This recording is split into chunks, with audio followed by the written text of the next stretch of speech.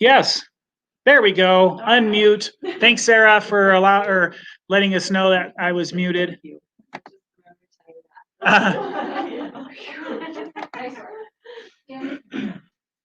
Okay.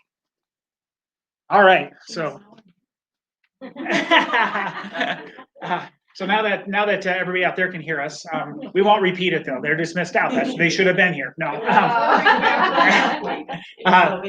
Yeah. So anyway, so I think it's important that we understand that we can have an impact, and we do have an impact every day on our body's ability to overcome viruses, the stuff we're going to talk about tonight with cancer awareness and stuff like that, that really we're in control. And that hopefully is empowering to most people. One of the things that really upsets me when we start talking about any of the kind of chronic diseases, we can lump, cancer and heart disease and diabetes and all that stuff. In the medical paradigm, we focus a lot on the family history, right?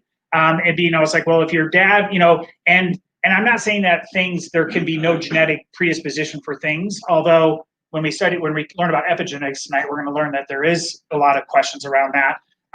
But the bottom line is, I think it's the worst thing in the world for somebody to feel defeated, right? Like my mom had breast cancer, so the doctor said, yeah, you're probably going to get it.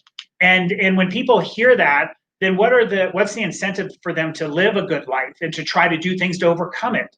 Because they're just kind of like, well, it's just, it's my destiny. I'm going to get XYZ cancer and it's all, so I might as well not even try, right? Or they focus a lot on age and your family history and genetics. And quite frankly, guys, those are things you can't change, right? Like, can you change how old you are?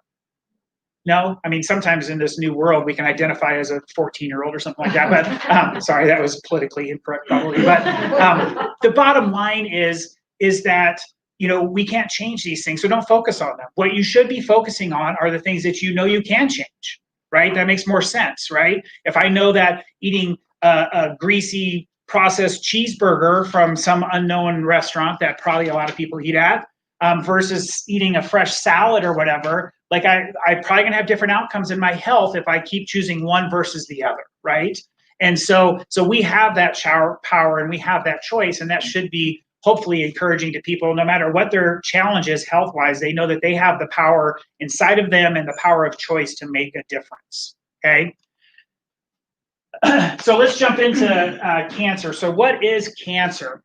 So according to the National Cancer Institute, it's just a term for a disease in which abnormal cells start to grow, and they start to keep growing, and they'll start to invade other tissues, that kind of an idea. And there are different versions of cancer. We have like hyperplasia and dysplasia and all these different plasias and stuff like that. And so, there's one version of it is where something's just dividing too fast. So like a lot of early stage cervical cancer, they'll call it a hyperplasia, where they'll do a pap smear on a woman and it'll be like, oh, you have too many cells here. They're developing or they're reproducing too quickly, right? Really what it comes down to is cancer is, there's an abnormality in the body that's allowed for cells, because all of our healthy cells, they die when they're supposed to die. So there's a term called apoptosis. And apoptosis is programmed cell death. So everybody knows, like, our red blood cells you don't have the same red blood cells that you did when you were 6 right now, right? They last 90 to 120 days, kind of a time frame, and then they die, and then they get recycled and you get new ones, right? And this is something that happens with all healthy cells. They have a programmed life behind them, and they're supposed to die at some point. And if they become cancerous, they don't die. So that's part of the problem, is they just keep proliferating, right? And so as we start to understand a little bit more about this, one of the challenges that I think people make is that they treat cancer as something that attacked them, right? When it's not really the case. It wasn't like, I didn't catch cancer, right? Somebody didn't sneeze on me and I caught cancer. That's not how it works. And so the bottom line is that, this was a great quote from one of our mentors, the guy who wrote our Cancer Killer book. And he says, cancer doesn't make you sick. Your sickness over time created the cancer. Okay. And that's really true with any of the chronic diseases. Somebody who has a heart attack today, were they perfectly healthy yesterday? Like, did they have no problems and it suddenly just came out of nowhere and bam, it hit them? No, they've probably been developing heart disease for maybe 20 years, 30 years. And it took that long before it got to a point that it led to failure of something, right? It's the same with blood sugar issues for those diabetic people, especially the type 2 versions of it. You know, like if you're going in and you're getting your blood sugar checked and it's 280, it wasn't 97 yesterday and it jumped to 280 today. It's been slowly climbing over time because of why? Bad eating choices that we've made, right? And so the same can be said when it comes to cancer. If I've never heard of anybody who's had normal healthy cells getting cancer, it's not possible for that to happen. Okay, you have to have something going on that would allow the cancer cell to take place. And this goes very well with the whole germ theory, terrain theory that we talked about last week when it came to viruses, right? Because, you know, everybody gets exposed to viruses every day, but we're not always sick. And that's because the terrain or our cells were able to not be a host. They were able to overcome. They were able to squash it out, kill it, whatever you want to, whatever term you want to use there, in order for it to not proliferate and cause some kind of major problem for them. Okay. And so how many of you guys understand that every one of us has cancer cells in us right now? Right? Every one of us. There's not a single person in the room or online that doesn't have a cancer cell in them. But the body's system identifies those cancer cells under normal conditions, and what does it do to them? It attacks them and kills them, right? That's what it's designed to do, right? And so if there's a compromise in immune function, do you see how that could be one of those steps that could lead to cancer? Because maybe the immune system didn't identify it, maybe it couldn't, and then maybe by the time it grew to a size, now the immune system's like, shoot, I got to the fire way too late. The whole thing's ablaze. And I can squirt some water on it, but it's just going to dampen the fire. It's not going to stop it, right? Mm-hmm. And so we have to understand and think of our immune system as this master protector, not only versus viruses and bacteria, but also versus what? Cancer, okay? So there's a newer hypothesis out, and it's not totally new. It gained traction for a while, and then it kind of got squashed out. We can debate about why that happened. I personally feel it's because it kind of goes against what normal cancer treatment does. So then if you're going to cut into chemotherapy money or radiation money in the big medical world, you think you're going to get some resistance. Okay, so there's this new hypothesis that talks about cancer is actually a survival mechanism. Okay, so how crazy is that to think that cancer is actually the body doing exactly what it needed to do in a situation in order to not allow you to die in the right now time. Okay, so what's the job of your innate intelligence? Is to not let you die when? Now, right now. Right? And if it had to do something that maybe it's going to cause you to die earlier than you were supposed to, but that's 30 years away, do you think it's going to make the decision to keep you alive right now? Or is it going to say, well, no, let's let you die now, and then we don't see the 30 years anyways, right? It's programmed to make sure that I stay alive right now. So let's just think about this, for example. Say you're a smoker, and we're smoking all the time, and we're smoking in all of these chemicals and all these nice things that the tobacco companies were nice enough to put into the cigarettes for you. And we're smoking that in. Now, is that an environment that the cells in your lungs are like, yes, man, I was so hoping that my whole environment could be full of toxins and smoke and stuff like that? Hopefully you're thinking, no, it's probably not what they were wanting, right? And so, but if I keep doing it and that environment becomes so toxic to those cells that it would kill the cells, then I would die because I can't breathe. If I don't have any lung cells, I would die. But what if the lung cells start to morph themselves into an environment so that they can try to live in that environment, and maybe it extended your life for you? You're still going to die of lung cancer because eventually those cancer cells are not lung cells and they're going to take over and you can't breathe. Okay, and that's a bad outcome, right? But in the meantime, it was doing what it needed to do to try to adapt to the environment that we've been given it, right? And so this new hypothesis talked about that cancer is a natural wound healing process. So let's just say that I put a cut on my arm, and will my body know how to heal that without me doing anything to it? Yeah, okay. But right when it starts to heal and starts going, I'm going to take it, I'm going to cut it again. Okay, I'm going to cut it again.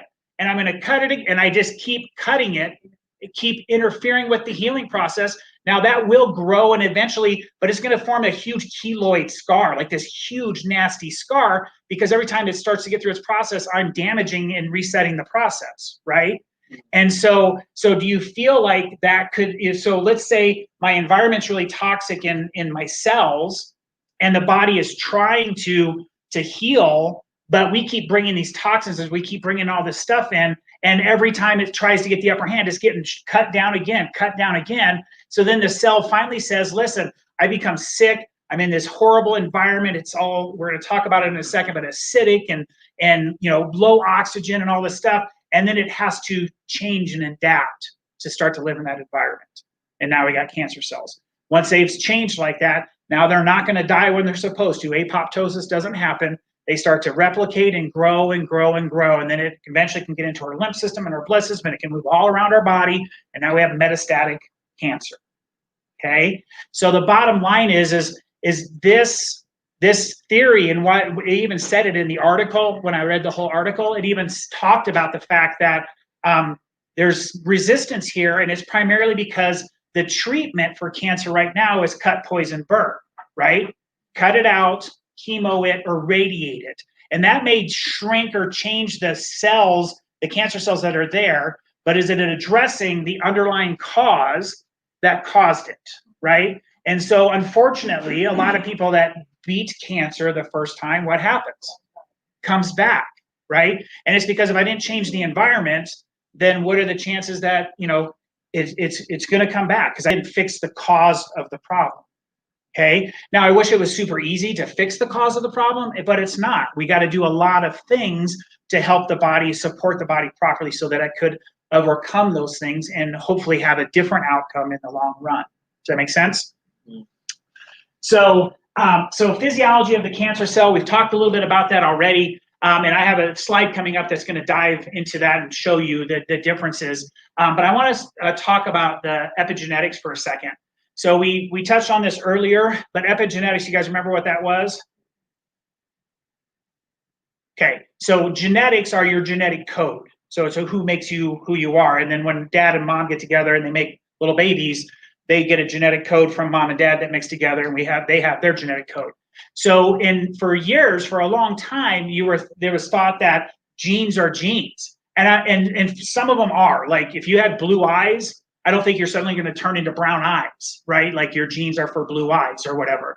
But the bottom line is that there was a study, and this study was really one of my instructors in chiropractic school. His name was Dr. Bruce Lipton.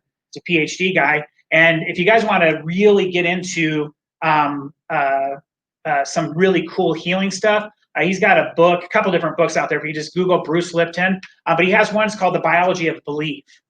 And it talks about the mental state, our attitude, all of those things, and how it affects healing, right?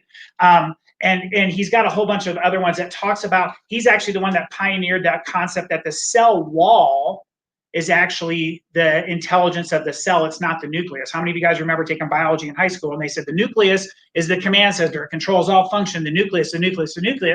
And he said, no, it's not. It's the cell wall. The cell wall lets things in and out in order for the nucleus to be able to do its thing.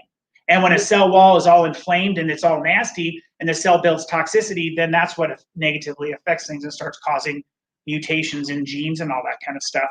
And so it's a completely different perspective that actually lets us know the good news is that our choices, no matter what our genetic code is, our choices will either allow those genes, the bad genes, to be suppressed and the good genes to come out, or unfortunately vice versa. If we make a lot of bad decisions, then the bad genes start to express themselves and the good genes get shut down, right?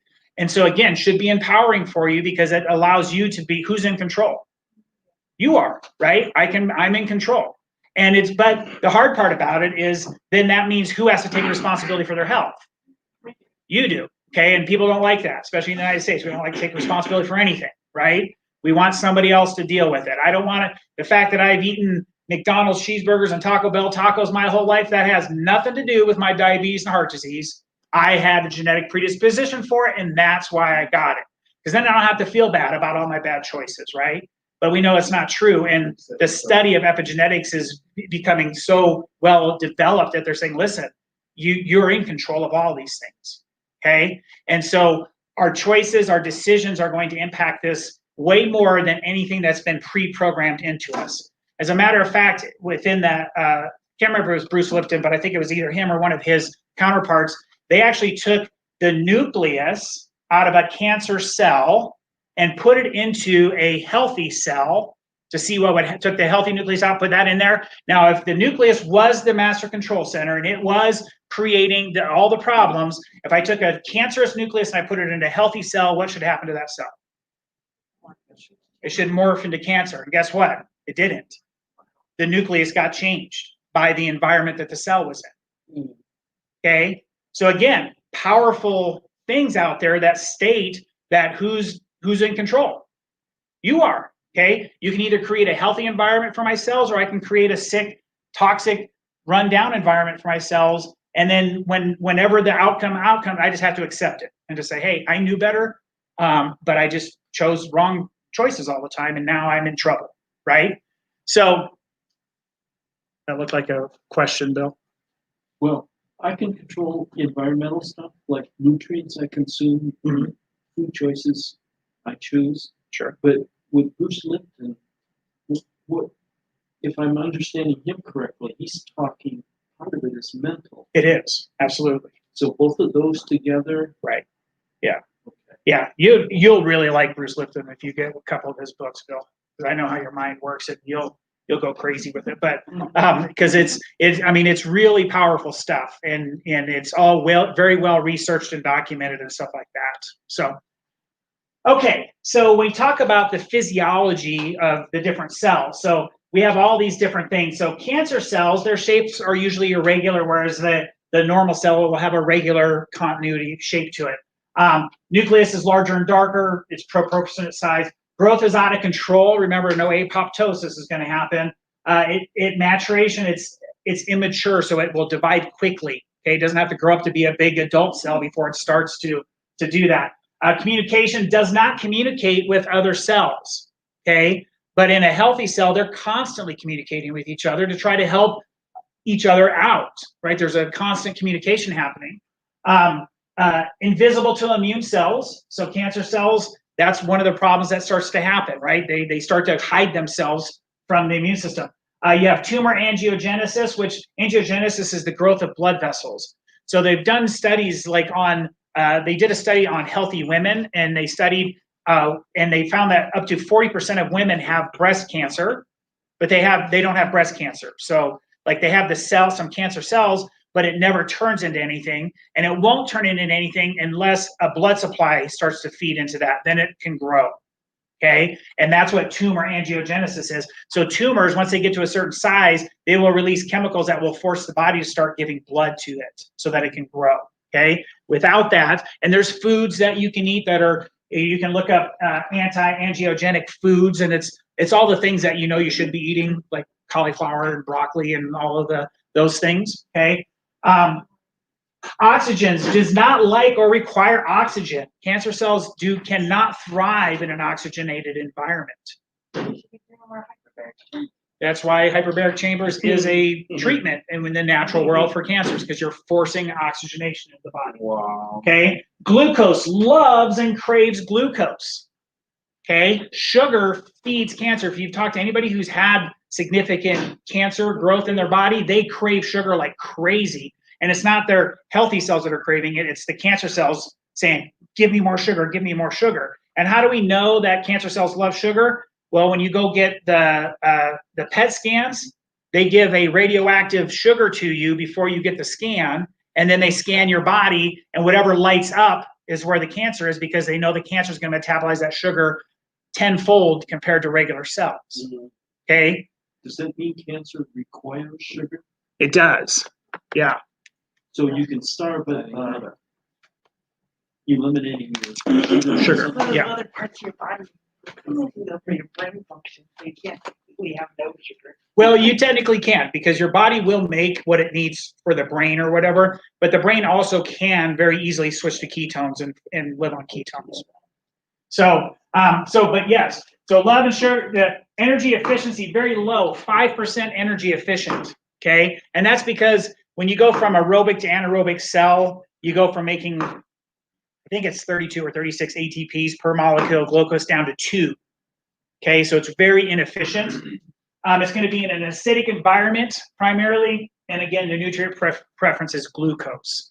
So understand that cancer cells we know their physiology, we know, so that's why doing low sugar, no processed foods, high oxygen environment stuff, we know are all things that are done kind of in the more natural cancer world to help combat it. And it's kind of interesting because I had a patient who had cancer and was in the hospital, and they gave her the menu. So they're doing the treatment, in the hospital, they're doing infusions and all this stuff to treat it.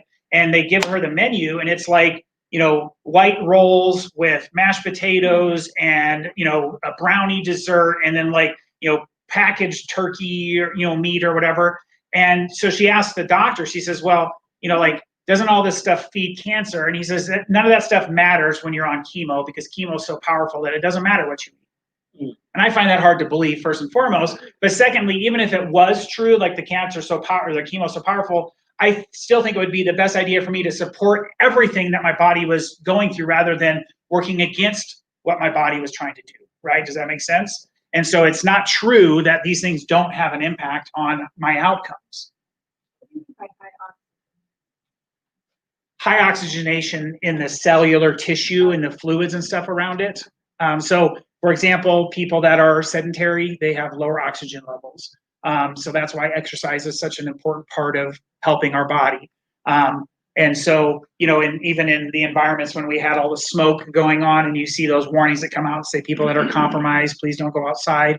It's because there's so much particulates and so many things in the air that it's going to be harder for those people to oxygenate, and they'll get out of breath faster.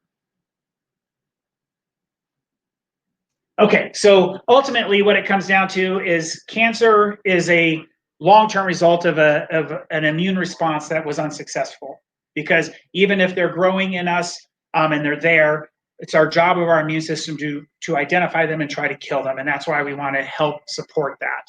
So when we look at cancer statistics, it's a bad problem in the US. We're actually the 7th worst country in the world for cancer. The Mediterranean countries do much better on cancer. And so people say, well, you should start looking at, well, what's different, right? And when they look at that, one of the big components is diet, right? They eat a lot more healthy fats and oils there because the Mediterranean, like olive oil and stuff like that. But they also eat a lot more vegetables and produce, okay? They're not, and it's not processed at near the level of everything that we have here.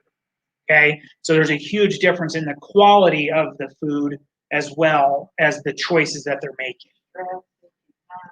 Yeah, exactly. It's like when we had some exchange students come over from, we had one from Spain and one from France a few years back, and it's like, they work, they get up in the morning, they go to work, and then they take like this 3-hour lunch break, and then they go back and do like an hour and a half of work, and they're done. But it's a fairly low stress environment. That hour and a half, they said, primarily is to tie up loose ends, get your stuff ready for the next day, and then you go home, and so there's a lot of factors that go into that. It just unfortunately, more things of like, what do we do wrong in America? Well, just about everything, right? We work 97 hours a week. Everybody's stressed out. We have all, bad food. We're toxic as all get out. We're spraying chemicals all over our foods. Nobody exercises, and we're just like, wow, I cannot believe the United States isn't a healthy place to live. Right? Doesn't it make you laugh just to hear that and then wonder why it is that we're not healthy? So here's one of the issues with cancer. So we've talked along the way about when we react to things in our country when we get symptoms, right? So nobody goes in, I don't think anybody goes in to the doctor expecting to get diagnosed with cancer unless like you had a big ugly mole on you or something, like, oh, that doesn't look good or something like that, right? Most people go in and they're like, you know what, something's just not right. I feel something or I don't know what, and then like, oh shoot, it's cancer. And so here's the deal. Active cancer cells double every 90 days. Wow. Okay, so we took one cell and it turned into 2 cells in 90 days. And in 1 year, we only have 16 cells. So it took a year to get 16 cells. By year 2, we have 256 cells. Year 3, 400,896. Year 4, 65,000. 5, 1 million. 16 million. 268 million. And now we're in the billions. Okay. Now, the funny thing is that when people get mammograms, it's most likely to pick it up at this point. When it's been there for how long? 8 years. So if cancer has to do with a toxic environment and this environment that allows it, should we wait for a positive test than to try to radically change the environment and hope for the best? We need to change the environment when? Now, right? Even if we don't have symptoms. So like, nobody here currently is having cancer symptoms, right? And that's a good thing. But we do not want to wait for the test to tell us we have it. We don't want to wait for symptoms to show up, because typically at 10 years, after 40 doublings, about 10 years, most cancers are considered lethal at that point. You're at a point of no return. Okay, so it's a pretty small window when it becomes identifiable until bad things happen. And we know that's true. Like, there's not too many people that go in and they get diagnosed with like early stage 1 cancer. Like with some of the screenings and stuff, we get that a little bit more today, but that's not the typical thing we hear. Somebody's like, I was feeling fine. I had a patient. He wasn't a patient. It's kind of one of those guys, like his wife was here, his kids were here, everybody was here, but he was just kind of the macho dude. He's like, no, I take care of my family. And then he goes out golfing. He golfed 36 holes one day, and then an 18 and a 9, 27 holes the next day. And when he gets home, he's like, I got this weird pain in my rib, and he thought he strained something. It didn't go away for, like 2 weeks. So he went to the doctor. They ran some blood labs. They're like, something's not quite right. They do a thing, stage 4 kidney cancer. Ooh. Okay. And they gave him 1 heavy dose of chemo. He was a pretty burly guy. He's kind of like I think he would have grown up in Nebraska or something, the farmer type of guy. And they gave him 1 dose of chemo, and it killed him. Okay. So he went golfing, and then this took about it's probably about 2.5 months of this diagnosis, get a treatment plan, try all this stuff. And then they finally did this heavy dose chemo, because they told him, they're like, you're a big, strong dude. We're going to give you this kind of heavy dose to really get on top of it. Okay. And the dose killed him. Okay. 10 days after he got his dose, he was dead. And the bottom line is like, he'd been creating unfortunately a bad environment for a long time. Okay. He was really worried about getting everybody else taken care of. And then he cut his own life short. Right. And so that's the same comment we tell, sometimes parents come in and they get their kids checked, and they're like, oh, we want to make sure our kids are here to keep them healthy. I'm like, I agree with you. Kids need to be healthy too. But I bet you your kid would prefer you to be around to see them grow up and to walk them down the aisle and to do all those things. So your kids probably say, Mom, Dad, I want you to be healthy too. Right. And that's why we all have to take this seriously. Okay. So bottom line is, even when you just say the cancer word, that brings fear in front of people. And so what I want to spend the next little bit doing is like, how are we going to work on those things to try to create a better environment, right? Because the fear of cancer all by itself, and if you live in fear all the time, do you think that's going to be healthy for your cell and your environment? No, it's going to create problems for yourself, okay? So we're going to go through the first part on mindset. So when we talk about stress, somebody brought up stress earlier. And so there's a book out there. It's called Mind Over Medicine. And it's kind of not the same book, but, kind of like the biology of belief. And it talks about how important our thought process is with us getting healthy. Okay. There is, I think everybody knows you can will yourself sick. Right? If you just really think about bad things, you'll get depressed. And Munchausen's, like, you can create these types of things in your own life. And if that's true, then the opposite is true, which is what? If I had good outlook, I had good encouraging things, I had powerful affirmations and powerful things in my life to support what I was doing, then good things will happen as a result of that. Okay. And so there's these anecdotal studies that you read about in cancer books where there was a person who had this huge tumor that grew underneath their arm, like in their armpit, and it was this rare tumor, whatever. And so she went to this doctor, and there was initial studies done on this this treatment for it that found that it was extremely effective at getting rid of that tumor. And they gave the drug to the person, and the tumor went away. And they're like, yes. Well, then about 6 months later, it came out that all that research was botched and that it was actually not effective to stop that tumor. And what happened to the person? Their tumor came back. Like, how crazy is that, right? So they heard the good news, and that's the power of the placebo effect. The placebo effect is the mind, power of the mind, right? Because if I think something that I'm doing is going to benefit me in a way to help improve my health, there's a physiological change or shift in my attitude and my physiology, my body, that actually means that it does improve, right? And the same thing is true for people that are negative all the time. Every time, there's the people that get super concerned about all these things and they fret all the time. And if we're doing that all the time, we're actually starting to create that negative environment, right? And we don't want that negative environment. What more was it when they sent out the candy that said lifesavers, and everybody believed that's what they were? Savers with life. Right. Yeah. So World War II. I think I'm not 100% sure, but I do recall that. Yeah. Yeah. So again, good news is who controls your mindset? You do, or not me. You, no, but right. So Inward. yes, right. If you point one at you, you're pointing three back at yourself, right? So the bottom line is that we get to control these things, and the power, and this is why really, we talked about, early on in the fight when we were talking about, well, get up earlier than you normally get up. Have a calm start to your day. Spend time getting ready and planning out your day, reflecting. If you're a spiritual person, do some spiritual reading, do some things that are going to ground you a little bit, pray, do affirmations. All of these things are really important to setting up a better day for yourself, and it changes your physiology. Okay? All right. Nutrition.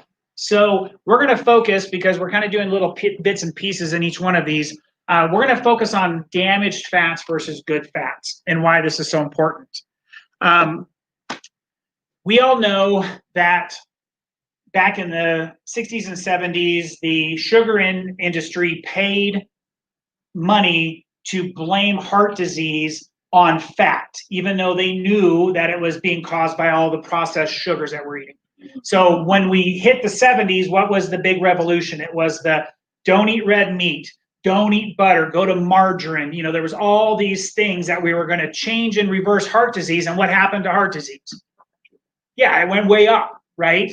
And so it started from then, right? And the worst part about it is they took what was healthy fats, like butter, so don't take this as I want you to just go home and eat sticks of butter, okay? Okay? But if you were one of those people like, you know what, I need a big spoonful of something buttery, eat butter, then margarine, okay? Because margarine are damaged fats, right? They're processed oils with additives and food colorings and all these different things. If it says, I can't believe it's not butter, I can't believe you would eat it, right? Because you're like, what is it, right? Or you have things like fat-free butter. What is butter? It's 100% what? Fat. So if I'm having fat-free butter and I think that I'm getting away with something, what is the toxicity load in your body thinking about that? Those cells are throwing out distress signals all the time, saying, why are you kicking my tail all the time, right? You keep putting all these chemicals into me. If you're going to have butter, what should you have? Just great old-fashioned organic butter, okay? Because remember, laws of accumulation, all animals store toxins in fat. So if we're eating, so when you're buying fat products, things that are made of fat, you need to make sure those are organic, okay? So they're not loaded with toxins, okay? And but what's the difference? So we have these healthy fats, and we know that our entire cell wall is a bilipid fat layer, meaning that there's fat that makes up your cell wall. And when things are going well, that cell wall is very permeable to things, but only to the things that are supposed to go in and only the things that are supposed to go out. It's like this great protector of the cell. But if we start putting damaged fats into our body, these would be things like the corn oils and canola oils and shortenings and hydrogenated oils, that kind of stuff. those are toxins, and it creates an inflammatory environment for our cells, and that's going to shut down or damage the cell walls. So if our cell walls are damaged, how easily are they going to get oxygen and nutrients in and out and waste products and all that stuff out? It becomes challenged, right? And so now we have a cell that's been challenged. It can't get oxygen in. Well, a cell that doesn't get oxygen, what is it going to turn into?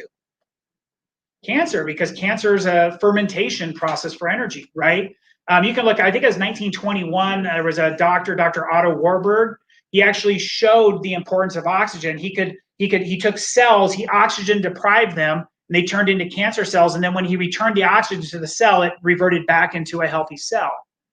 So this was way back. He won the Nobel Prize in medicine for this discovery. So it's not just yesterday's news that we knew that oxygen was important. This was like 100 years ago. We learned that oxygen was really important in fighting cancer. Okay, so one of the #1 reasons why we got to stay away from the damaged fats is because they create inflammation at the cellular level, and that's going to derail normal physiology of the cell. And if you have, if we look at us, we're just like 7 trillion cells that are really well organized and put together properly. That's what makes people, right? And so it comes down to the cell. If you don't have a healthy cell, can you have a healthy person? No, because if we're just a bunch of cells, then if our cells are all sick, then we're going to be sick as well. Commercial meat versus pasture raised. So this is another big component, right? Is grass-fed or pasture-raised beef more expensive than conventional beef? It is when you buy it in the stores, okay? So if you're thinking, well, I'm saving a couple dollars here because I'm buying regular conventional beef, but that conventional beef is causing cellular inflammation that's leading to my diabetes and my heart disease. That's going to cost me $350,000 for a bypass surgery in 15 years. What was the better investment? The better investment was into pasture-raised, grass-fed beef, right? Because then I didn't have to spend, and then more importantly, I didn't have a really cruddy quality of life that whole time, right? I had a good quality of life.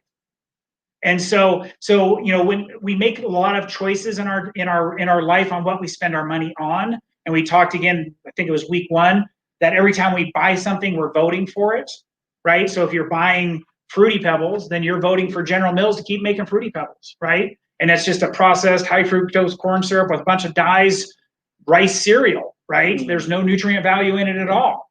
And so we got to make better choices, and it's happening because as we make choices, we see that there's grass-fed beef in the grocery stores now, right? So they're making changes as a result of us keep voting, right? We're in the election time. Everybody's got to go vote. Well, vote with your dollars by picking the right things. It's the same thing with changing your chemicals at home and cleaners and stuff like that. All of those things have come way down in price over the last 10 years because people are voting. They're like, I don't want old conventional toxic crud. I want something that's not going to create toxicity and poison in my body, okay? So our challenge this week is just to remove damaged fats.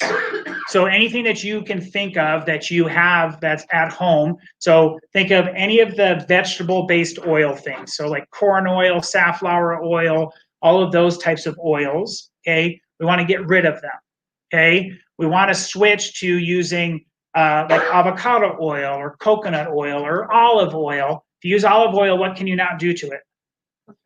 Don't cook on high heat, right? Because it denatures it, it turns it into a bad oil, okay? So there's we have to know, and that's part of the stuff that you got when you first started care with us. We give you a little handout that says, here's cooking things and what oils you should be using and all that stuff. That's all there for a reason. It's not for you to like look at it one time and throw it in the back of your car and have somebody put snow-filled boots on it. Okay, so the bottom line is that these are important things. So this is your challenge for the week. I want you to go home and I want you to look through my pantry, I look through my things and say, what am I using? What types of fats do I have in my house? And are these things building health in my body or are they building disease? Okay, and then depending on what you find, then you replace it with the healthy versions. Like we got rid of corn oil and vegetable 2 years ago, but then it was canola, and then now we've been adding the avocado and the grape and the coconut oil. Right. Yeah. And grapeseed oil is a safe oil because it's a high temperature oil, but it is high in omega-6s. So if you use exclusively grapeseed oil, you're going to start to get an imbalance with omega-6 to omega-3 fatty acids, and that creates inflammation in your body. Okay. So that's one of the things just to be aware of. That's why like avocado oil and coconut oils and stuff, they're not heavy in the omega-6s like that. Okay. So just be careful. It's not that you can't have it, but you just shouldn't use it for everything because you're going to create the inflammation. I have like a variety of oils. Yeah. Coconut, avocado, olive oil, and the grapes. Yep. And that's perfect, right? There's certain things that maybe you don't want the coconut flavor in, so you don't want to use that coconut oil for that, or whatever. And that's where the grapeseed and the avocado oil, because those are both very low flavor oils. Oh, no, that was just minimize toxins. So we did that, talked about that. Okay, so toxins in our food. So we talked a little bit about last week or the week before on glyphosate or Roundup. And interestingly, if you go onto the Google, or I shouldn't say that, just like whatever web browser you choose, okay? I don't want to promote Google because they're just as evil as all the rest of them after you watch that social media thing, okay? So the bottom line is you're going to go there, and if you just type in glyphosate in processed foods, they'll give you lists of things. And do you guys know what cereal consistently is tested the highest for glyphosate? Cheerios. Wow. Okay. It's also very high in goldfish crackers, which is like, if you look at society, every person under the age of 20 pounds goldfish crackers like they're going out of style, right? Yeah, the whale ones are a little bit, they taste different too. But the bottom line is glyphosate is so prevalent and it destroys our gut that I'm not 100% convinced. Let me put it this way. I think part of the gluten sensitivity that we have in our country is not gluten sensitivity, it's glyphosate sensitivity. We've got so much of this stuff that's destroying our gut that gluten's getting blamed for a lot of it. And they have made high gluten, so they've reformulated wheat to produce more gluten and all that stuff. So that's not good for us. And I still, tell people to watch the genetically modifying of it. But the bottom line is I honestly believe that most of the problems are because glyphosate is toxic to our intestines, right? That's how it kills little worms and insects, because we're big worms, right? So it takes a lot of that to kill us. But there's, everybody's heard the lawsuits against glyphosate over the last couple of years from people that, used it at the school as a janitor, as an outdoor guy, and then he's got cancer, and they've won all these lawsuits because they've proven that there's a direct connection with cancer with this. Okay, so we need to be aware of that, and that's one of the plugs for trying to do as much organic as we can when we're looking at food. Toxic accumulation in animals. This is an important thing because when, let's say we're on a budget, right? And I say, well, I've got $400 a month to spend on food, and if I buy everything organic, I need $800 a month. Okay, something's got to give. So if that's the case, what should you buy organic first? Meat. Okay, and it's because of something called toxic accumulation.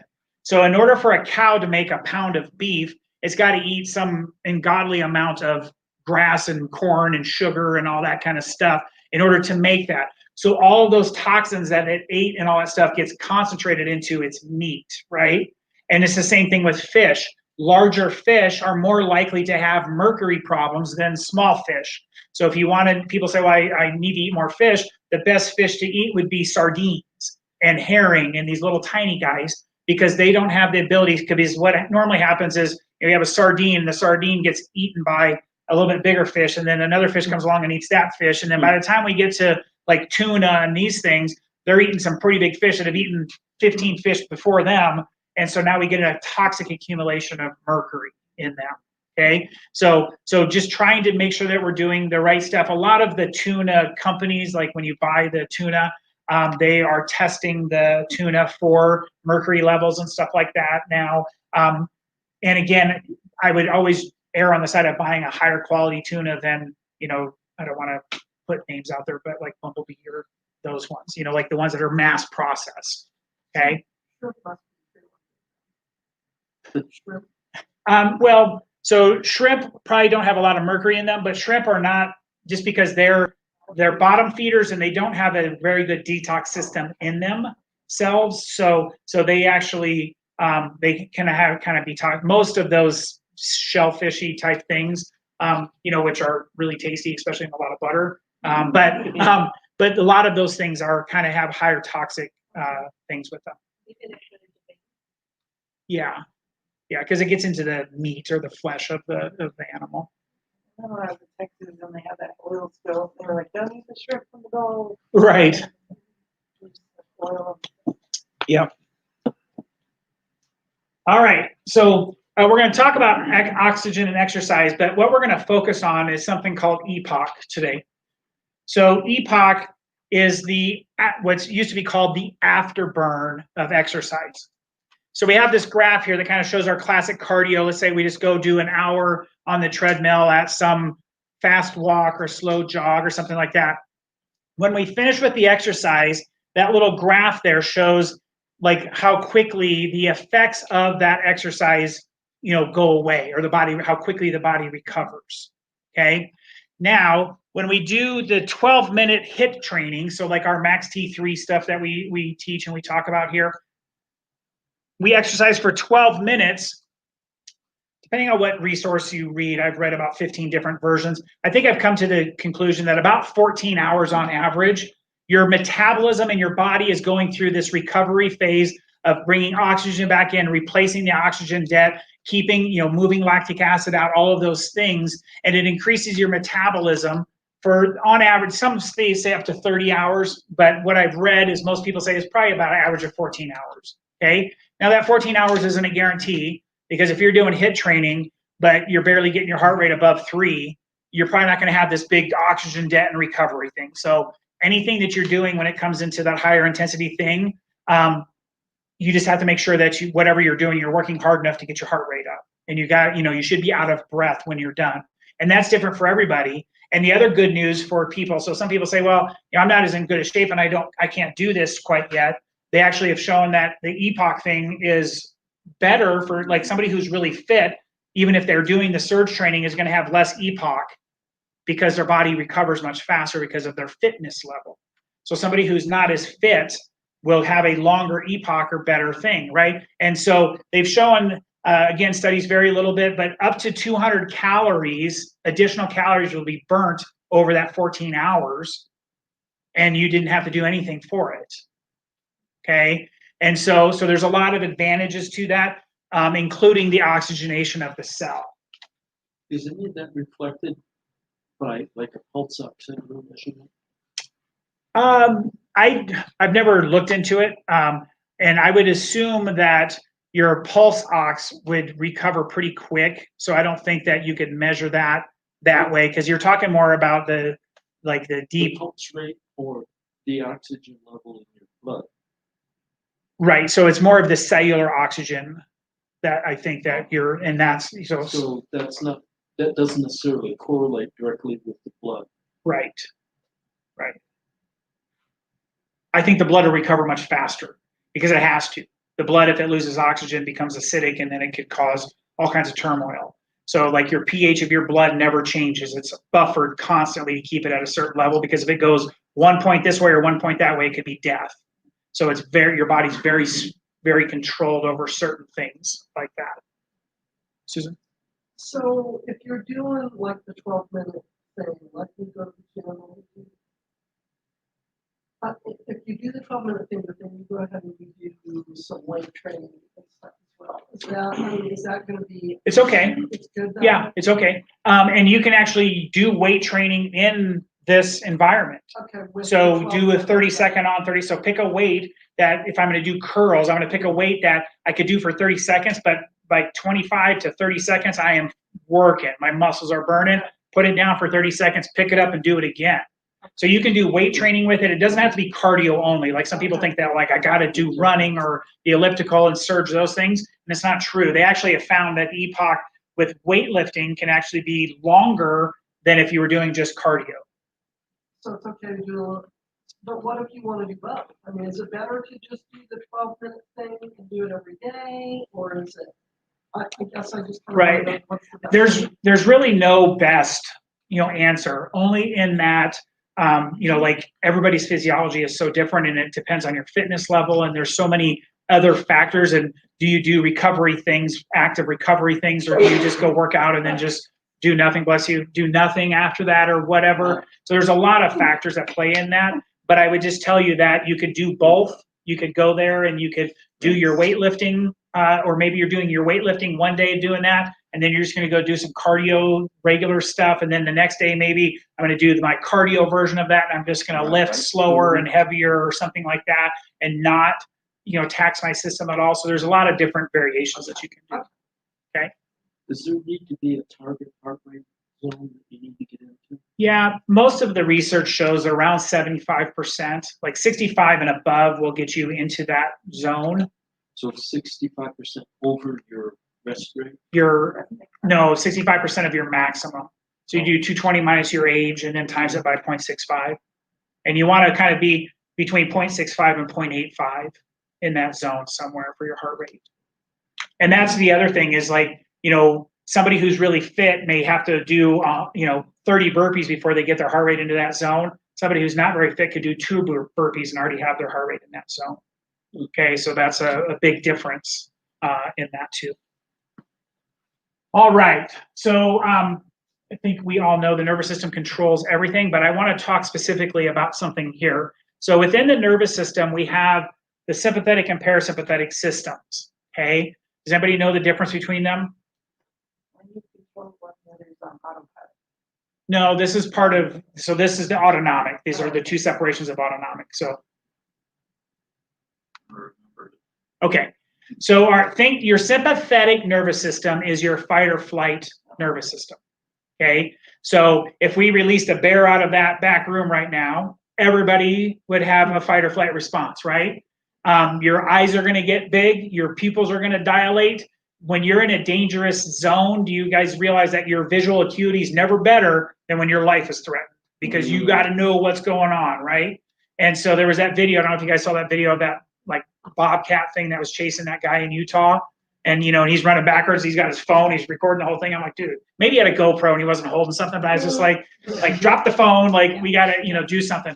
So he was in a sympathetic response for a very good reason, right? Because if he lets his guard down, he does something, he could die, right? And so when we're in a sympathetic state, the body could give a care about anything else right now except for preserving my life, okay?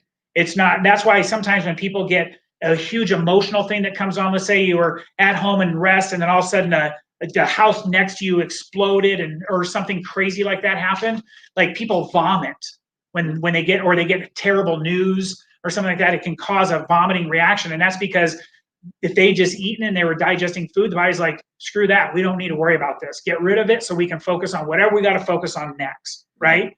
And I talk about this, but it's also the same reason when mom told you not to swim after you ate when you were a kid. This is why, right? Because if you're in a sympathetic, so parasympathetic is our rest, digest, and heal nervous system. So that's the opposite.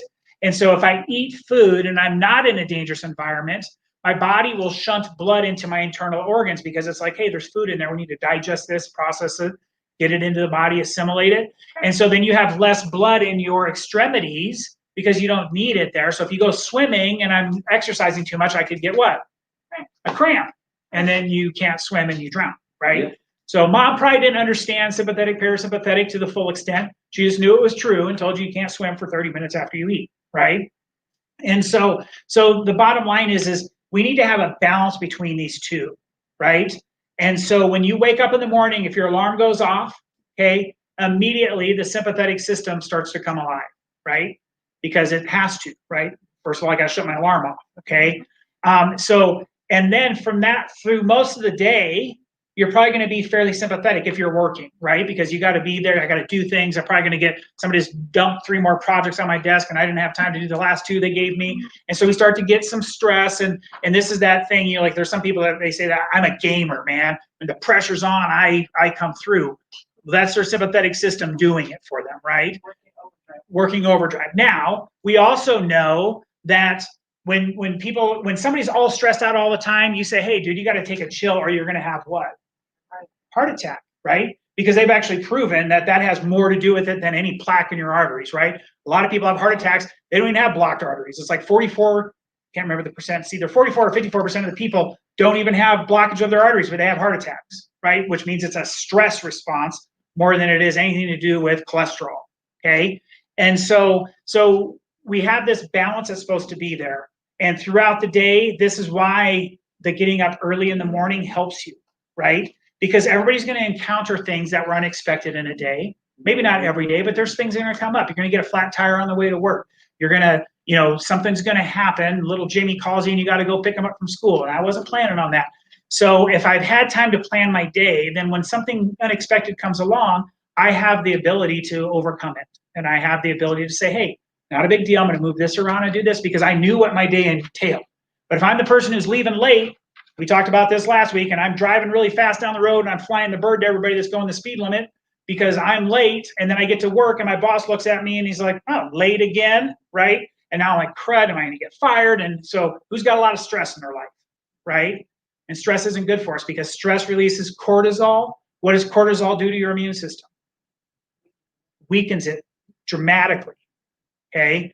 And so this is why, like, if anybody, like in high school or when you're in college, you get through finals week and you're burning the candle on both ends, and I'm staying up late because I probably didn't do what I was supposed to, and I got 3 papers I was supposed to write 3 months ago, and I waited till the end, and I'm doing all this stuff.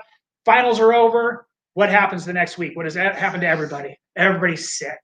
Oh my gosh, the whole dorms my freshman year after that is like everybody was just done. And you're just like, why'd that happen? Well, cortisol was so high, it lowered your immune system. And it wasn't because there was some new invader that came along. You became a what? A host for that invader because I stressed myself out too much, okay? So this was an interesting study done on quality of life rating. So they took people that had chronic diseases like diabetes and rheumatoid arthritis and all of these things. So some not so fun things, right? And they compared those to people that had adult spinal deformities. So they were degenerated and had these, and they measured all of their quality of life things.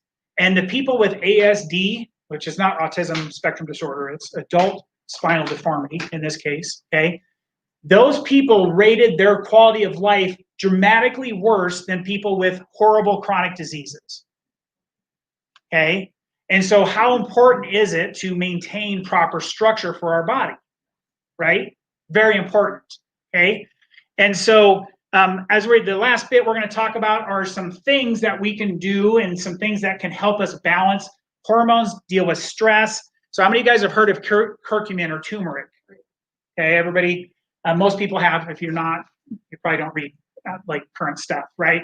So there's some, not only is turmeric or curcumin very good at controlling inflammation for people, like, you know, we have a lot of patients that if they're dealing with their acute side of their injuries, we give them that curcumin and Val, and then they're like, oh my gosh, this works better than Advil. Well, it's, you know, there's a lot of these things that have been studied, and they say, yeah, actually it does work better than those, and you don't get ulcers and kidney failure and all these other things too, which is kind of nice.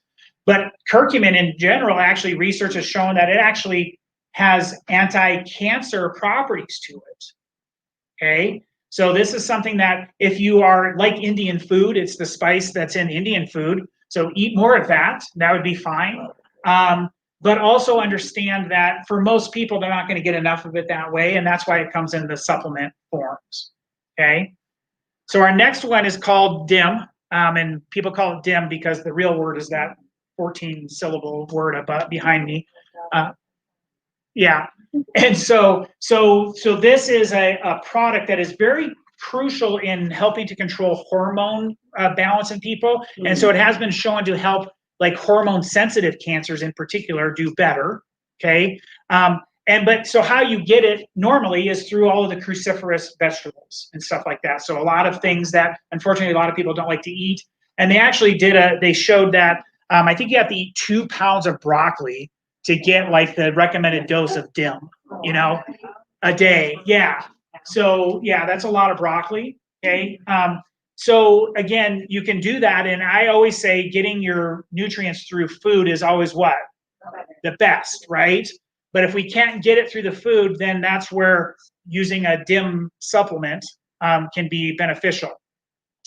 Garlic is another one of those powerful immune boosting type of things that's been studied for years and years and years. There's not too many people that don't like garlic. I've met a few, but it's like, feel free to cook with garlic and to eat garlic, right? I actually have a patient who eats a clove of garlic raw every night. Like apple cider vinegar, olive oil, that Right. turmeric, and mix it with some bottles. Yeah. So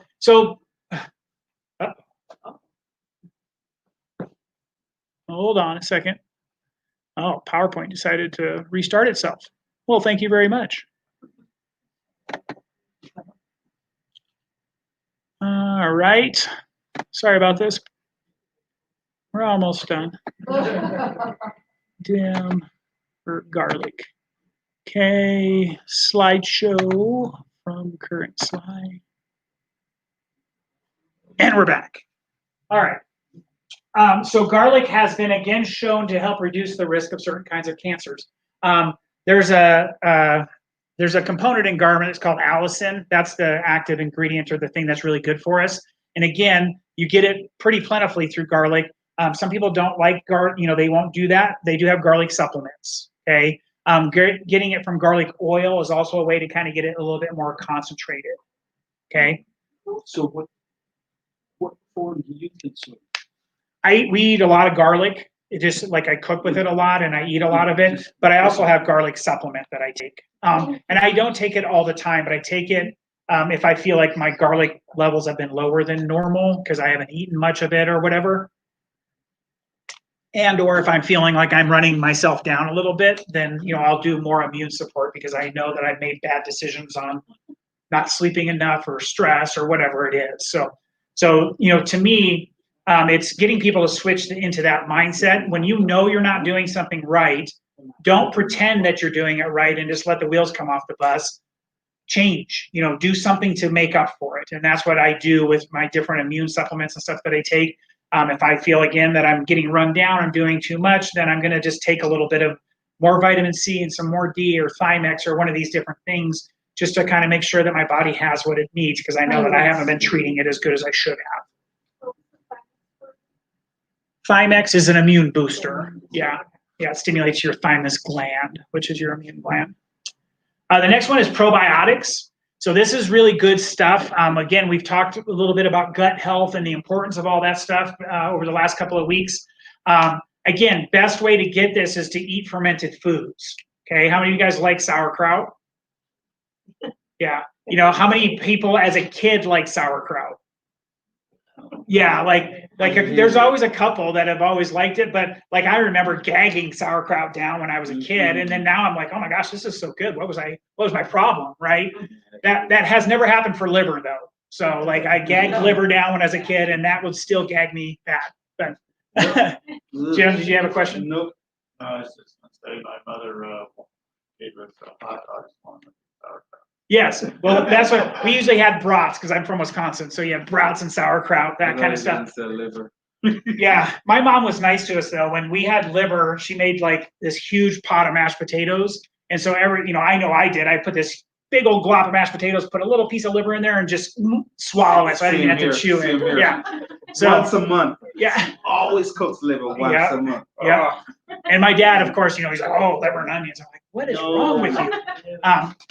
But the bottom line is we need to be eating more of these types of foods, the fermented foods, okay? Yeah. So pickles and stuff like that. Again, you want fresher, like unfortunately not that Vlasic pickles and stuff. I wasn't going to give you some of that, but if you can get something or if you can do it yourself, you're going to get a way better result from that than you would be when you're getting a lot of these commercialized versions of it. But the sauerkraut and there's kimchi and all these different things. And then the same with soy. We're not big fans of soy on a regular basis, especially because it's mostly GMO'd and it can be a phytoestrogen. There's a lot of things. But fermented soy, natto, is actually really good for you, and it's really good for your gut and stuff like that. Make sure, again, it's not GMO'd. And so there's a lot of things out there that we can do to try to help. And one of the things that they're really learning is that it's this huge variety of things that's the best. You know, if I'm eating, mix it up. If I'm eating the same manufacturer of sauerkraut every time I have sauerkraut, it's again better than not eating sauerkraut, but you need to mix it up, right? There's different, there's at Costco, actually, they were carrying some really cool different flavored sauerkrauts that had some dill in it and some other things. And I was like, hey, this is kind of cool stuff, right? They're not carrying those right now. They're just carrying the regular ones. What's that in the dish over there? I don't know. I didn't make it. I want to know. I know. It might be kimchi or something. It could.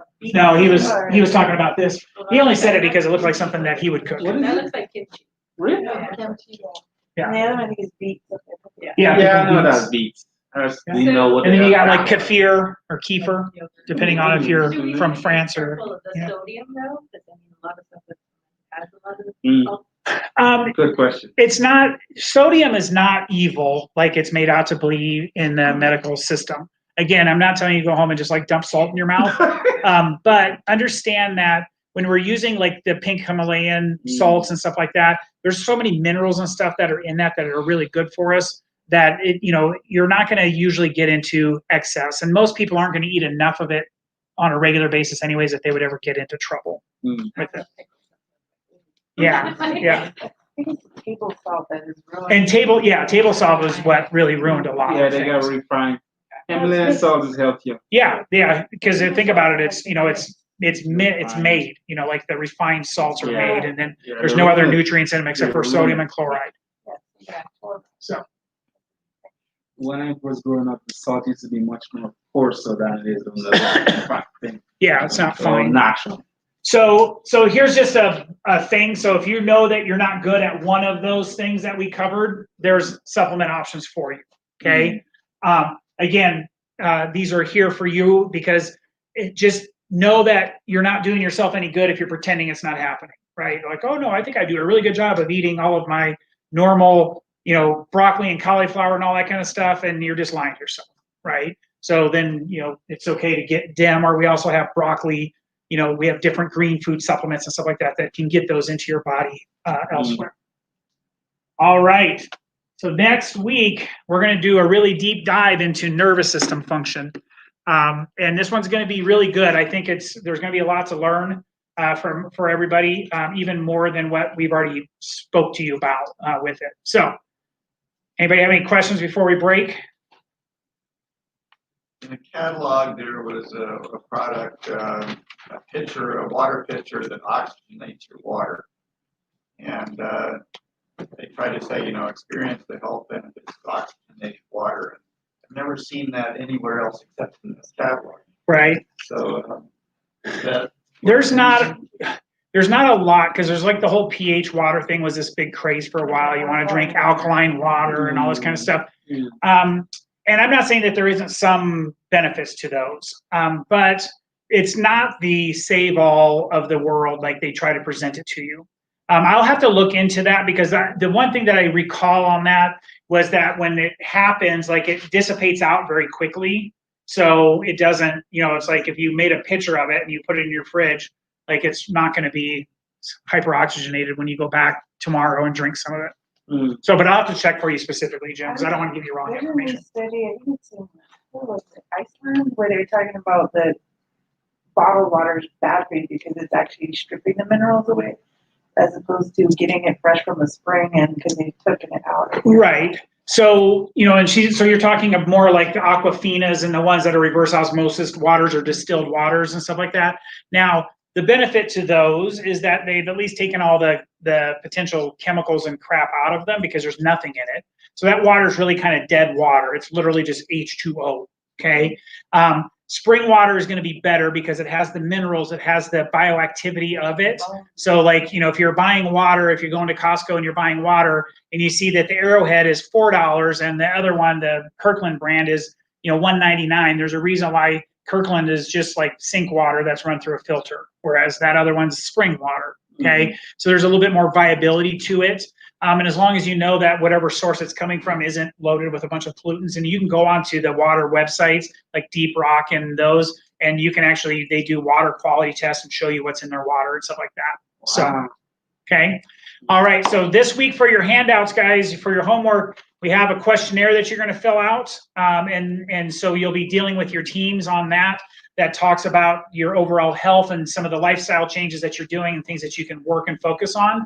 So if you're online watching with us and you don't have it, you can get in touch with your person. They can email a copy of it for you. Or if you're going to be in the office tomorrow, we can give you a copy then. Okay.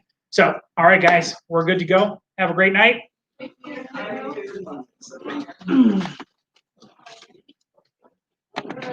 You're